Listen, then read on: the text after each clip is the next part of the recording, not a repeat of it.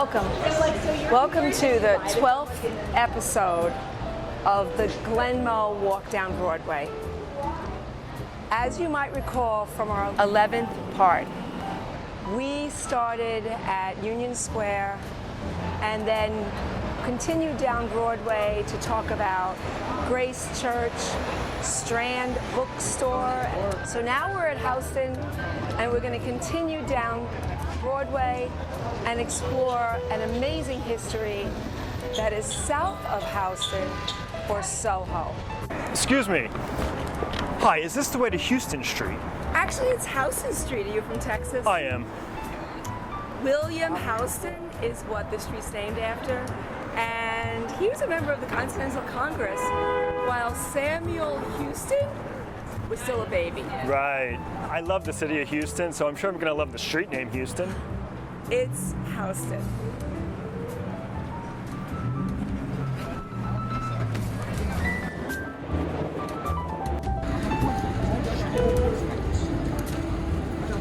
The term Soho was one of those adorable acronyms that helped visitors and residents identify a neighborhood in Manhattan quickly, south of Houston. But it is the first of those acronyms, and it was used in the 1960s in a report to the city of New York. The others, as you know by now, Noho, Tribeca, Nolita, they are all short little names that help us understand where the location is. Triangle below Canal Street, north of Little Italy, such as that.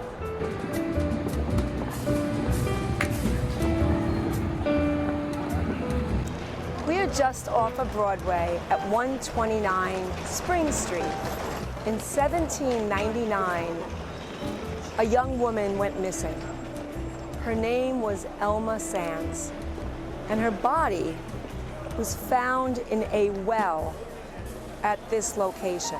Levi Weeks was the fiance of Elma Sands, and he was charged with her murder. That his defense team was the combined brilliance of Alexander Hamilton and Aaron Burr, who successfully got him off. Many years later, with the renovation of this building, the well was found in the basement. And so emerged the ghost stories. So this is the well that, under renovation, was found where Elma Sands, in 1799, was murdered.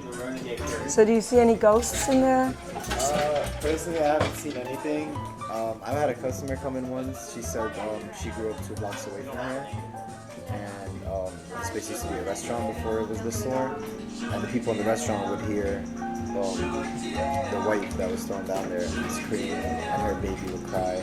Oh my God. They would hear that, but that was like 7 or 8 years ago. Wow. Anyway, thank you. Yeah, thank you so much for Okay, bye-bye. Take it easy.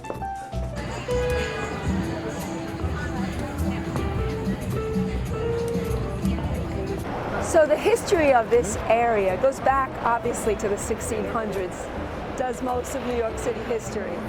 And the Dutch company allowed enslaved black people to earn their freedom after working for 20 years, even though the word freedom is loosely used, as their children were still enslaved.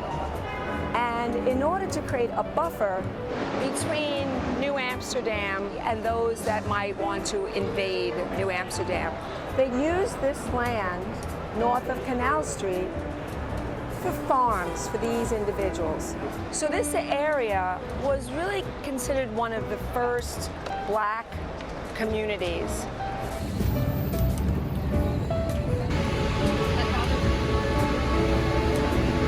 So this area was a fashionable neighborhood in the 1800s. It was developed during a period when a new kind of technology became all of the rage. The cast iron facade was created to allow ornate facades at a much lower cost than the traditional granite and marble that had been carved by stonemasons.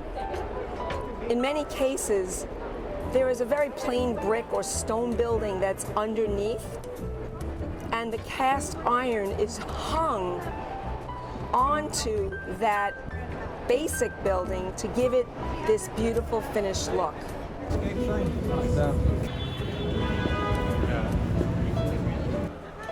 As this neighborhood became the heart of fashion, shopping, hotels, there was a parallel industry that developed, and that was the bordellos.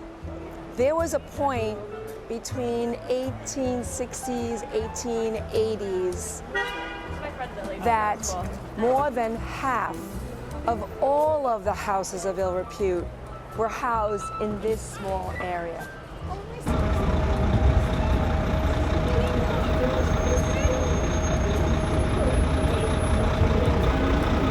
It's very hard to miss the facade that says Charles, Broadway, Bruce. Just north of Spring Street. When Charles came to New York, he had been ruined financially by the Civil War, and he made his fortune by selling auctioned merchandise. When he built this building, he put a sign out front, and he wrote on that sign, "He who built, owned, and will occupy this building 13 years ago walked these streets penniless and $50,000 in debt, only to prove that capitalists of today were the poor of yesterday." Ultimately, he adopted the name Broadway legally as his middle name because he loved this street so much.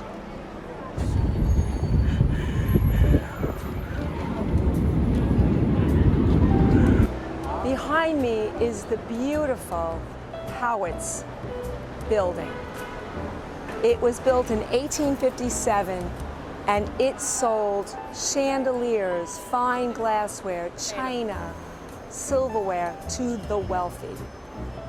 When it was built, it had the first successful passenger elevator built by Otis. It was an amazing marketing gimmick. People came to see the elevator, to try it out, and then hopefully stick around to buy some of the china. One of its most famous customers was Mary Todd Lincoln. She came here to buy the china and had the White House service painted here at Howitz. Thank you, sir. After World War II, this area fell into decline, with many of these buildings empty. So along came the man we love to hate, the master builder, Robert Moses. And he decided this would be the perfect neighborhood to build the Lower Manhattan Expressway. It would travel from the Holland Tunnel down Broome Street and fork off to both the Manhattan Bridge and the Williamsburg Bridge. And although Robert Moses didn't lose a lot of battles, he had met his match. Activist Jane Jacobs had already won a major battle against Moses when he wanted to push 4 lanes of traffic directly through Washington Square Park. She created energy around that battle, and she won. So ultimately, she became the head of the Joint Committee to fight this massive project. This project would have wiped out 14 blocks of neglected but beautiful buildings and created a huge wall that would have separated these neighborhoods. So it took years, but she finally won in 1969 when that project went away and this area became a historic site. So this neighborhood started being used for commercial spaces for artists who ultimately started living in their spaces. And it transformed this entire neighborhood from neglected and lost to the transition to the fashionable neighborhood that we visited today.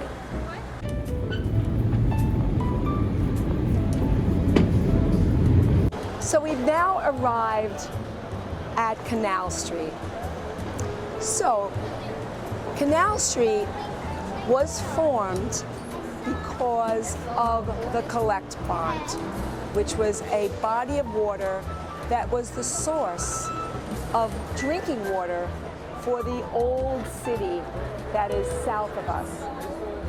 But in time, breweries, tanneries, factories surrounded the Collect Pond because it was a wonderful source of water, and therefore they put their poison and their waste into it. The Collect Pond became so polluted and dangerous that it finally had to be filled in. They threw everything in there, including the kitchen sink, to begin to fill that area up. It became a horrible marshy land, and they still tried to build buildings on it, which sank, and it became a place of poverty. Those in charge of New York City realized it had to be drained. So, the final solution for the Collect Pond was a canal so that they could pull the water out on both sides of Manhattan, mostly into the Hudson River, but also into the East River. That became Canal Street. But the stench was so bad that they finally covered over Canal Street, and it is oftentimes a source of flooding. So I'm going to end our walk here at Canal Street, and I hope that we provided you with enough history to bring you here for a visit. So for now, I say goodbye, and until next time, enjoy.